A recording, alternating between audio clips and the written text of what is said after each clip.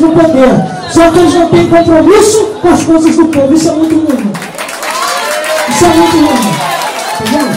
E é por isso, por essa razão, que eu fui para cima daquele caminhão hoje à tarde.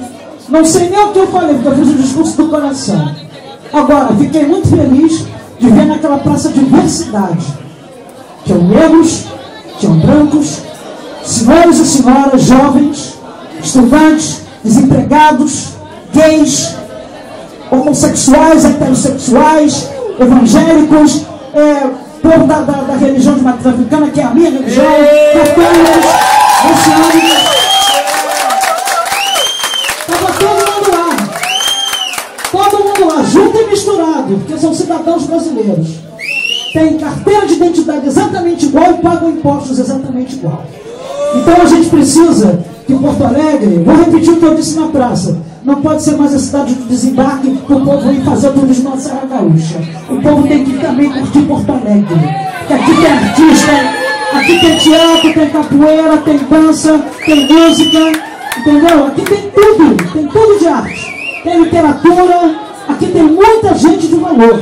E como eu sou uma pessoa da cultura, em São Paulo eu sou da Comissão de Educação e Cultura e da Comissão de Direitos Humanos. E como membro da Comissão de Direitos Humanos, eu também acho que Porto Alegre tem que acabar com a desigualdade, tem que acabar com o genocídio da população negra, tem que acabar com os assassinatos de mulheres, tem que acabar com a violência contra a mulher. Porto Alegre não pode ser o primeiro lugar que mata a mulher, não, gente. Que isso? Não pode, não admito um negócio desse, porque eu conheço esse povo aqui do bem, povo bom, povo querido, povo justo. Tem que acabar com a guerra, sabe, o combate à homofobia. Combate é uma coisa terrível isso aí. Terrível, terrível, terrível. E tem mais. Quem dá concessão para a televisão é o governo federal.